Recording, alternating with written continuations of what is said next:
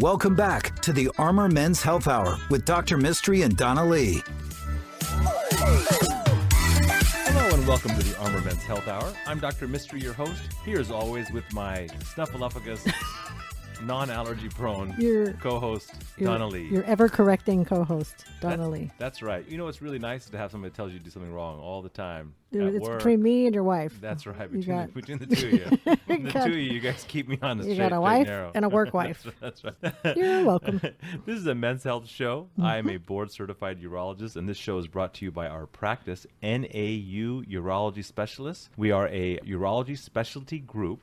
We've been in practice here since 2007. We have 4 physician providers, 5 mid-level providers that include physician assistants and nurse practitioners. We have 2 pelvic floor physical therapists. We Sleep do study. nutrition, we do sleep study, and we have sex therapy. We're here to take care of all of your urologic needs. From head to toe. Or wait, from Nipples to knees. That's Sorry. right. We stop. We're in the middle part. We don't do the head. Speaking of allergies and head, we'll talk about that in a minute. That's right. Donna, how do people get a hold of us? You can call us during the week, 512-238-0762. Our email address is armormenshealth@gmail.com. Our website is armormenshealth.com, and you can listen to these podcasts everywhere. They're free, and they're awesome, and they're worldwide. So thank you, Dr. Worldwide. So I went to medical school, and I graduated in 2001 from the greatest medical school on earth, Baylor UT? College of Medicine. So when we were there, the immunology section that we did was not very long. Yeah. And it didn't have much to do with medicine because immunology had these cells that did something in your body. We didn't have too many meds that could affect it. And nowadays, that's not true. Many of the drugs that we give for cancer, for all sorts of other medical problems, psoriasis, lupus, they're all really work on the immune system in a way that almost seems like we've commandeered it. But there's one time of year when we know that the immune system is going to kick our ass. That's right. And right here in Austin, what is that time? It is the Cedar fever time. I don't even know why that tree exists. Why does it exist? It's not very pretty. Well, to tell us why this tree exists, We have a special guest. is our special guest. One of our partners from Victory Medical, Dr. Gary Albertson. Dr. Albertson, thank you so much for joining us today. Thank you very much for having me. So you are a board certified in family practice. That's correct. But you've been doing allergy for many years. Yes, I started out in family practice, but I was doing allergies in my family practice. And as time went on, busier and busier in the field of allergies. So I was pretty well specialized mainly just allergies now, and I've been doing this for almost 50 years. So people that move to Austin newly, they're often surprised at how bad their allergies are going to get here. It's like it's almost the only natural disaster that you get when you live in Austin. COVID and allergies. Except for the Californians. Right? And so maybe you could tell me, what is cedar fever and what are the symptoms? And especially today, as we're worried about getting ill from other illnesses like coronavirus, I thought it was fascinating that the overlap of these symptoms can be so similar. Yeah, that's where the problem comes in. And going back to the initial question, where did the trees, the cedars come from? They really are a type of juniper.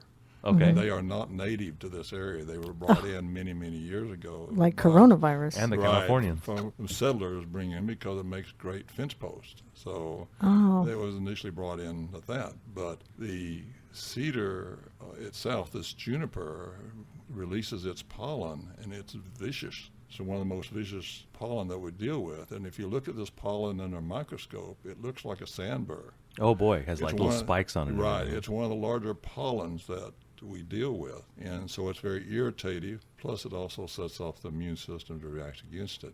Don't know why they call it cedar fever itself, except it makes you feel like you have the flu. And that's where the problem is going to come in here in another couple of weeks real heavily, is how do you tell that I've got cedar fever or do I have coronavirus? Well, why don't you give us some insight? How are the symptoms going to be different? As far as this, it may be easier to talk about similar and then what's the difference on the thing. As a whole, the allergy portion of that, you do not run fever. Gotcha. All right, and it's mainly, if you do, it's very, very low grade. But you have runny eyes, you also have nasal congestion, fatigue, body aches, but you also can lose your sense of smell. And that's going to be the real confusing one, because that's why I've been eating nothing but blueberry muffins, because I know that when I can't taste it, that I must have the corona. That's right. You can do that. Or the cedar fever. Or the cedar fever. Oh, no.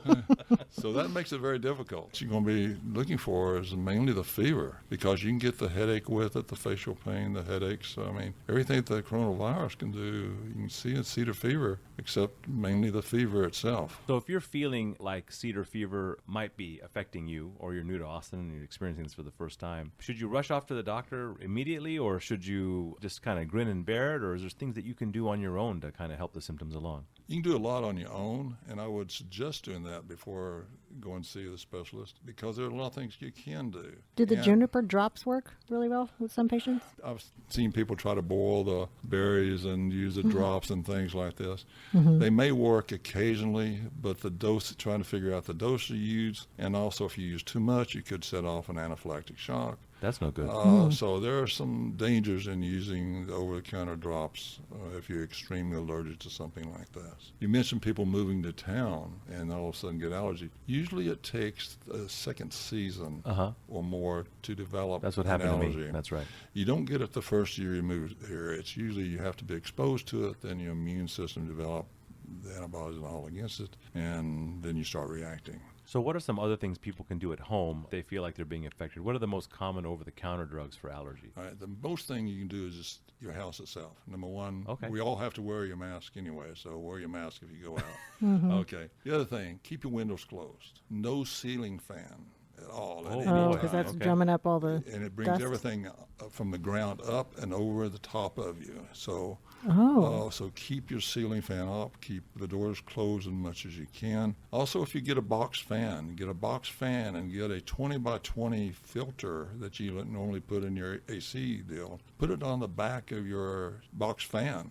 Put it in your bedroom. Turn it on low and run it 24 hours a day. At least you can have one room that the air is clean as you can. Wow. Get it. Is that instead of a HEPA filter? Do you think HEPA that? fillers are all right, but I think the box fan works better. I've seen $4,000 units won't work as good as a box fan with a filter. $30 box fan at Home Depot. That's it.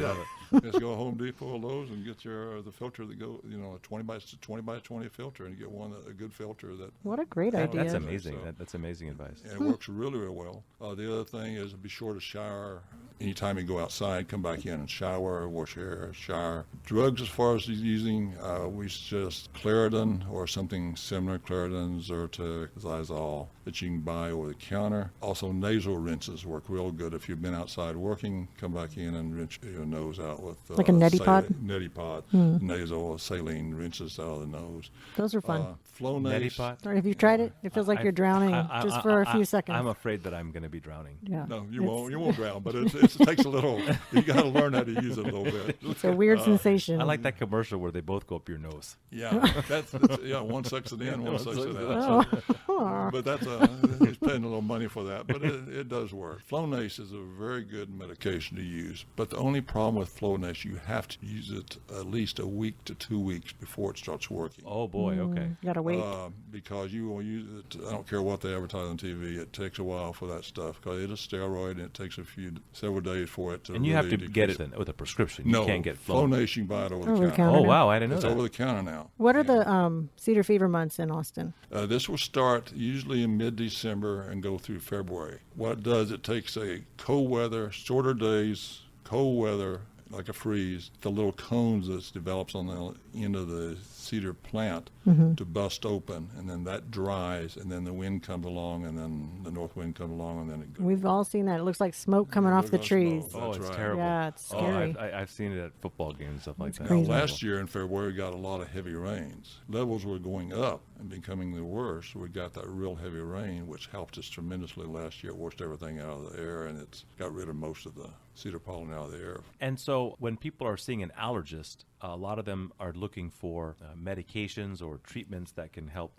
reduce their symptoms and maybe desensitize them. And I'd love to bring you on sometime in the future to talk more about that. But thank you so much for all the advice on how to deal with this cedar fever season. And I'm interested about this fact that there's going to be a huge overlap between the symptoms between these two conditions. Yeah, it's just going. So only if there's any doubt, you got to get your COVID test. You got to get your COVID test. When in doubt, get the test. And I'd like to thank Dr. Gary Albertson for saving my son's life. Literally, when he was little, he presented with asthma over and over, and Dr. Albertson figured out he had allergies.